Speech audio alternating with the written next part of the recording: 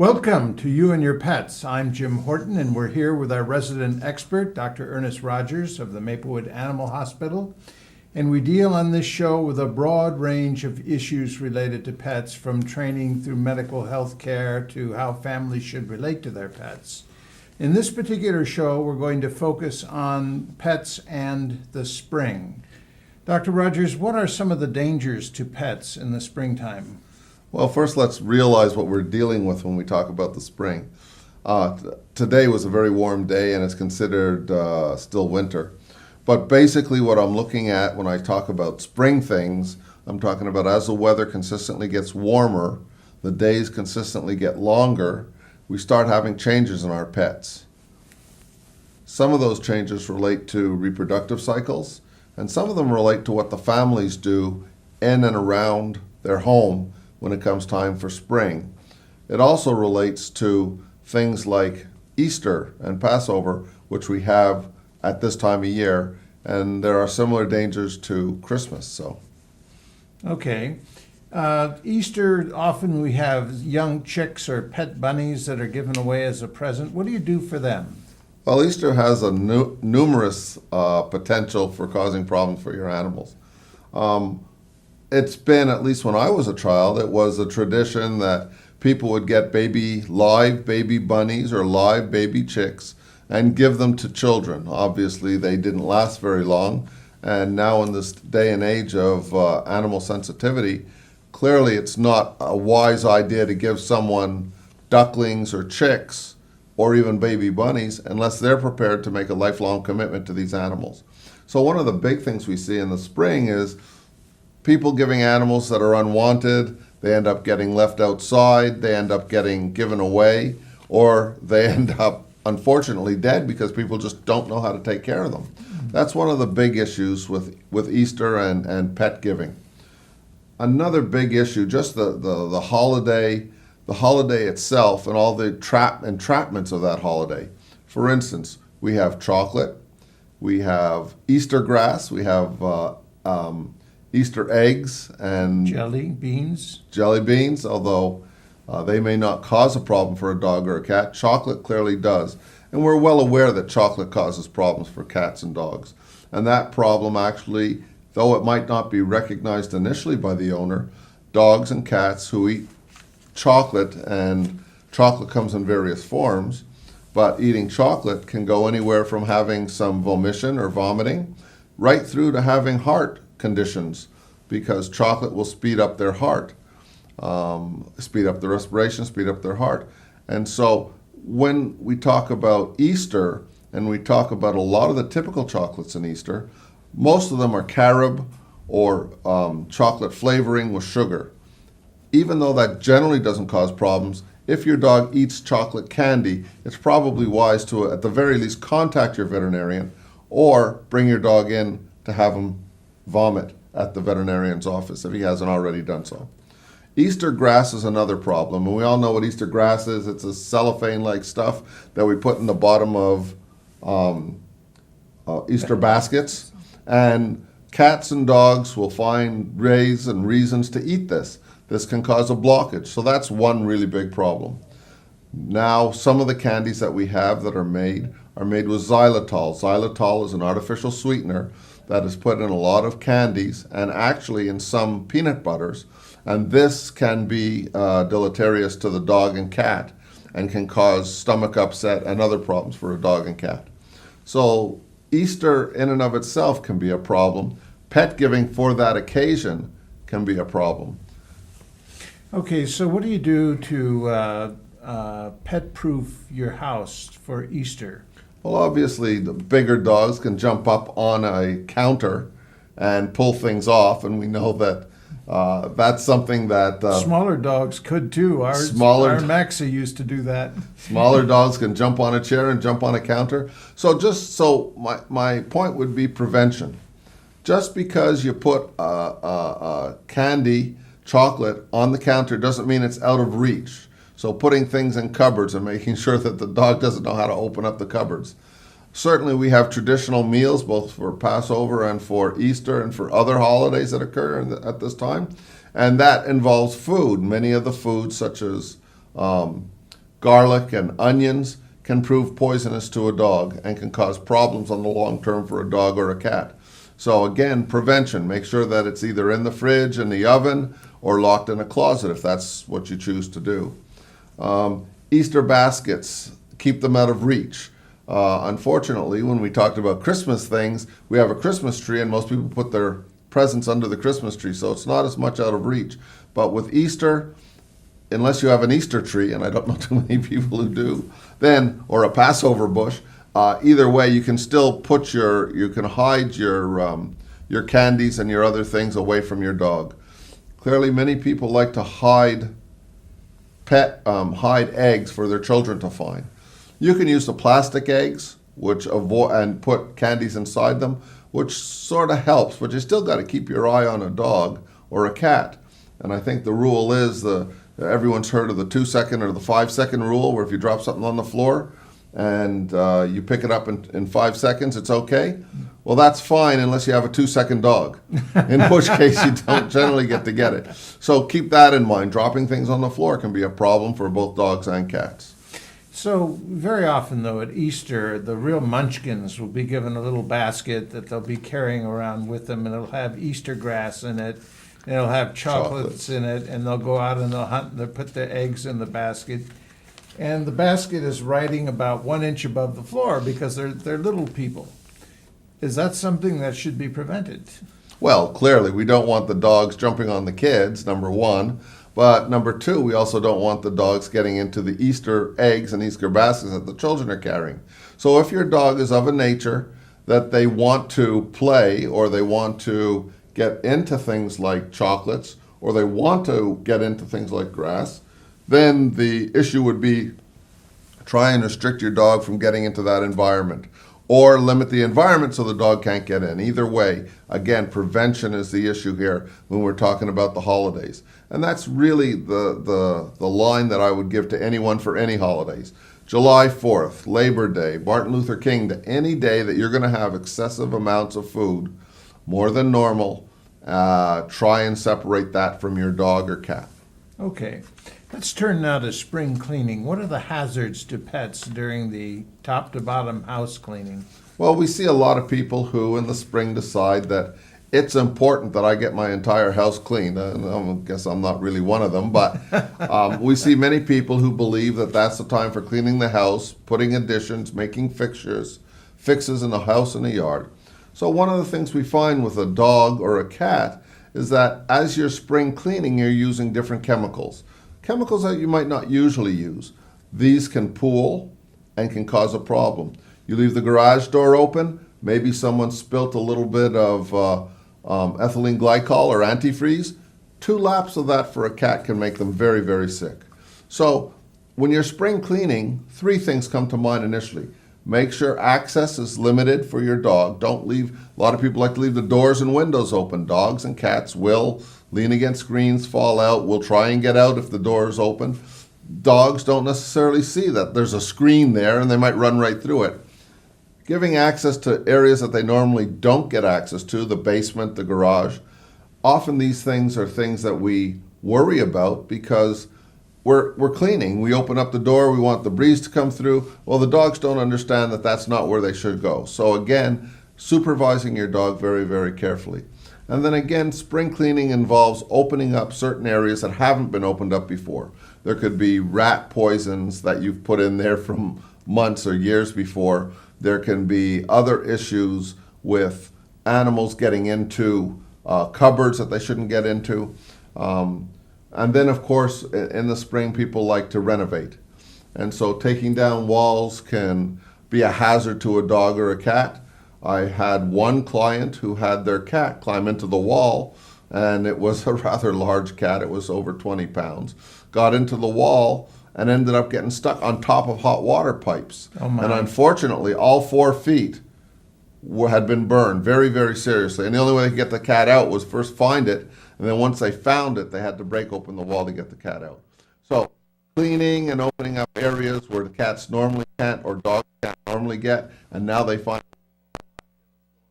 So those are some of the things that come with spring cleaning. Okay, well, how about gardening? Outside, it's a planting time in the spring. Is there anything we need to be worried about there? Well, gardening, also with spring cleaning, you're throwing out a lot of things that otherwise you wouldn't want to keep.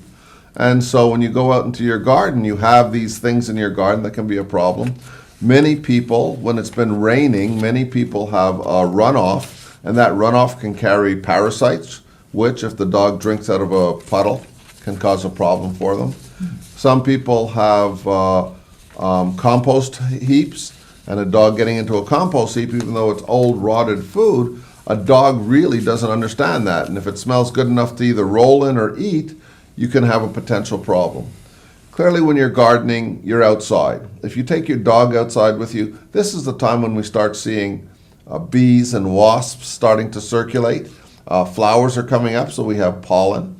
So two of the secondary big things is envenomation by a bee sting, biting by a spider, and then the other thing that can happen is when you're outside, your animal can be exposed to ticks and fleas. That can always be a problem.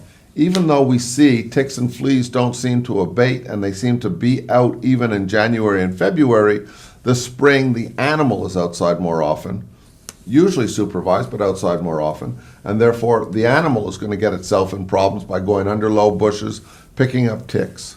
Not only can that be a problem for the dog or cat, but it could also be a problem if he or she brings the dogs into the house and then it drops on a bed and someone gets envenomated by or gets attached by a tick. And that actually happened to me when I was in medical school. My dog jumped up on the bed, dropped a tick. I went back to sleep. I woke up with a tick on me, and I got ehrlichiosis, or one of the diseases spread by ticks. Okay, along that line, should people get a flea and tick medicine for the dog before spring? In my opinion, we should start flea and tick medicine in no later than April if your dog tends to be an inside dog and doesn't go outside. But you might want to use it year-round, especially if you let your dog go up to forested areas, if you have long grass or long bushes in your backyard and the dog's typically outside. I would use it year-round. People don't like to do that, but we know that there can be an exposure of that during that because the animals are outside. So yes, I would suggest you use flea and tick year-round for a dog that goes outside on a regular basis and is exposed to ticks. An inside dog, I would start it no later than April and go year-round until about November, the second frost. There are also issues with mice and rats coming out in the spring. Mice and rats can carry something called leptospirosis, which is a disease that affects the kidneys. And that can affect the dog just because he licks someplace where the urine of a rat or mouse has been. Okay. And what about pets in cars? Well, the spring comes, we all want our convertibles down, we want our windows open, and we want to go fast. Dogs hanging their face out a window, not only can that cause eye problems because of grime and dirt hitting them in the eyes, but also they can have problems because they're half out the car, and if we stop or get hit, the dog can be injured that way. Okay, well, we're just about out of time for this first section. So when we take up the next section, we'll be talking about feral cats and dogs. Is that correct? Feral cats and dogs and other issues in the spring with reproduction. Okay, well, we'll be right back.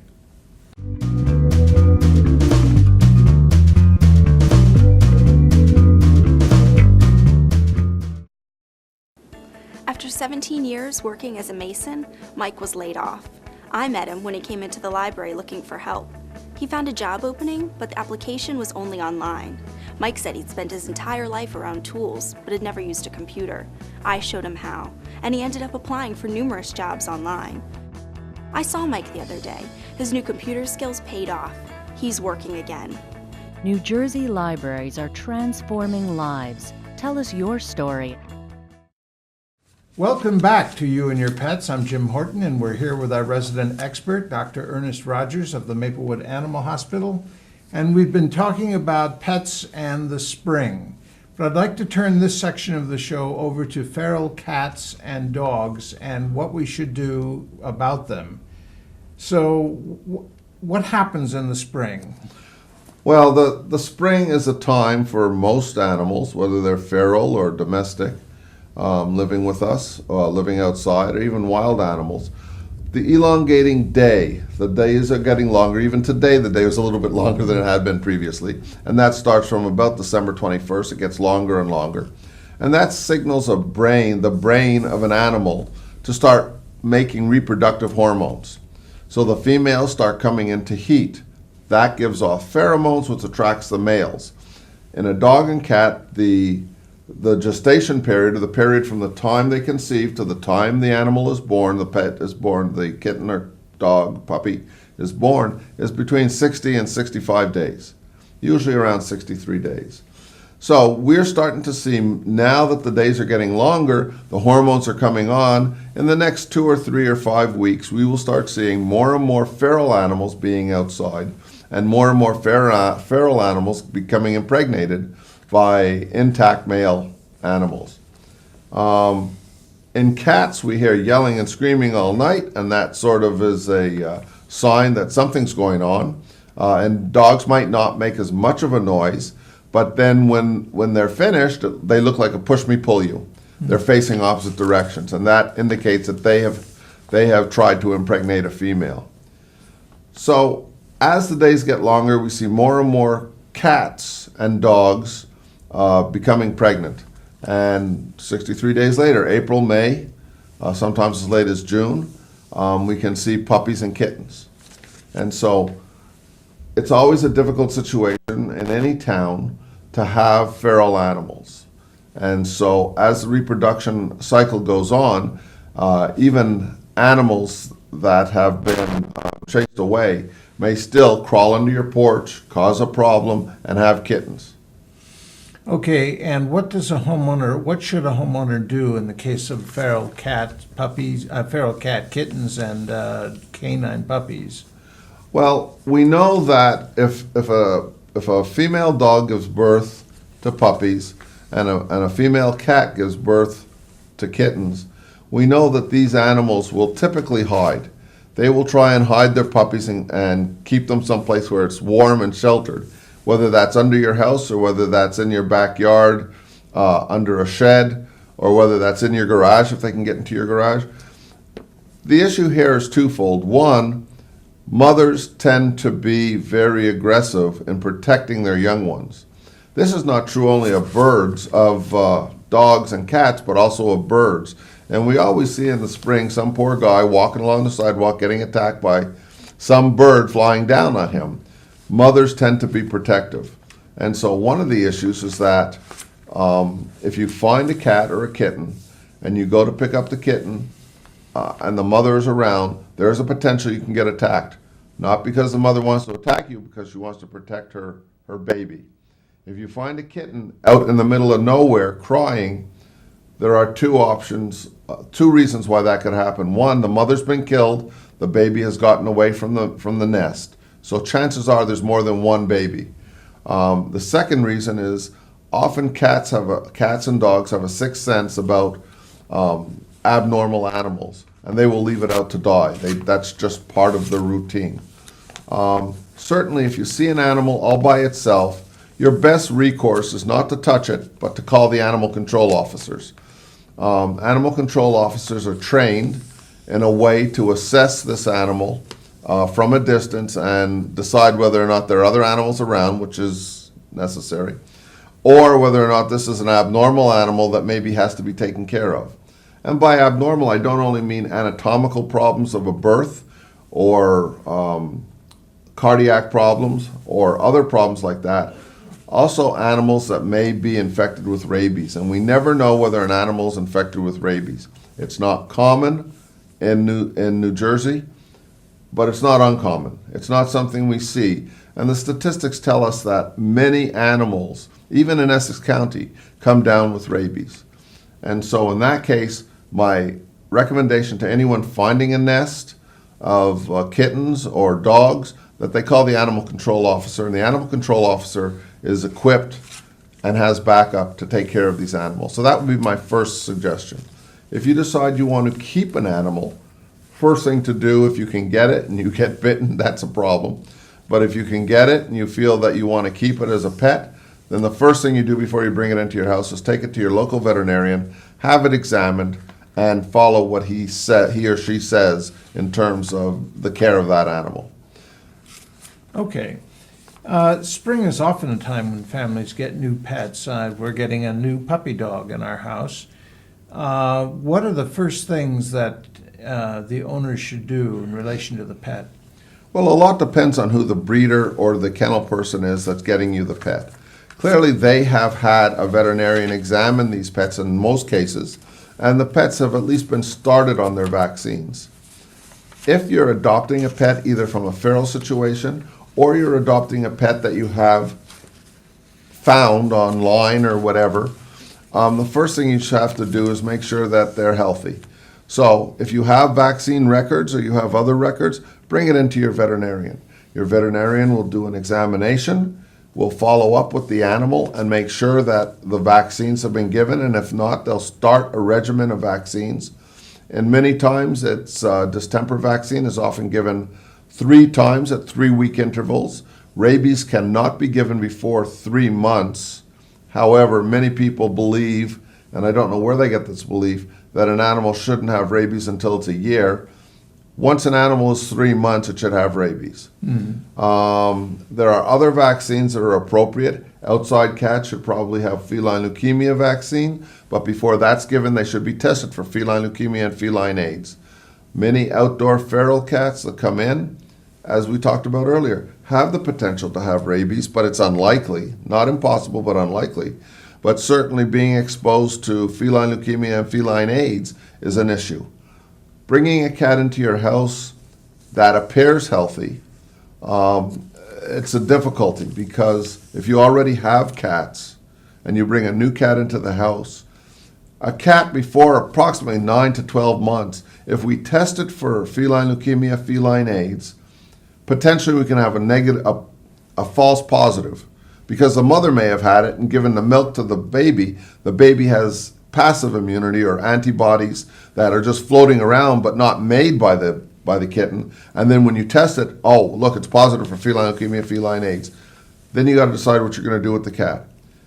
You can also have false negatives where the animal's been exposed. You test it, it comes up negative, but it's just because the animal hasn't developed the factors, the antibodies that we're looking for. So it becomes very difficult when you adopt an animal and it's young and you already have cats. The other issue is, what if your cats aren't tested? Well, maybe they have feline AIDS and they're going to give it to the kitten, or vice versa. Maybe they're negative and the kitten could give it to them. So usually in those cases, I recommend any cats in the house be tested for feline leukemia, feline AIDS.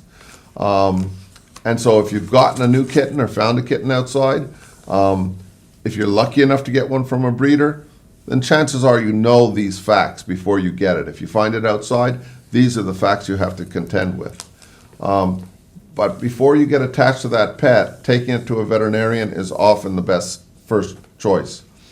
Many veterinarians, most of the ones I know of in this area, can discuss with you things that are bad for the pet to get into. Training ideas, exposure ideas. Cats and kittens between 3 and about 15 weeks, it's not a light switch, it doesn't turn off, but generally between 3 and 15 weeks, so almost 3.5 months, as they're exposed to things, they're more accepting to deal with those things. So that's why you see the dog who can lay with a cat, because he's been exposed to cats. A dog that has never been exposed to a cat and doesn't understand what a cat is thinks it might be breakfast. And so you might end up in a situation where you have a dog and the cat's trying to kill the dog, or the dog's trying to kill the cat. So exposure to a lot of different things is very, very important, as long as you can do it safely. So there are many aspects that your veterinarian can guide you through when you get a new dog. Okay. What about children now? How do we protect our children, particularly with feral animals around? That's a very good question. The biggest thing with feral animals is that they have no conscience about where they do their droppings. And so pooping and peeing in certain areas can expose children. In particular, if you happen to have young children and you have a sandbox outside, a sandbox to a feral cat or to any cat is just a big litter box. Now your kids are playing in there and finding Tootsie Rolls. Well, they really aren't Tootsie Rolls. Yeah. And so the problem is that many feral cats have parasites. Parasites like roundworm, hookworm, and whipworm can be ingested by a child because young children playing in a sandbox might put their fingers in their mouth without even thinking, being exposed to the eggs of roundworm. Roundworm in particular, but also hookworm and whipworm, can cause problems in a young child whose immune system is not completely developed. They also don't wash their hands, so they're more likely to become infected.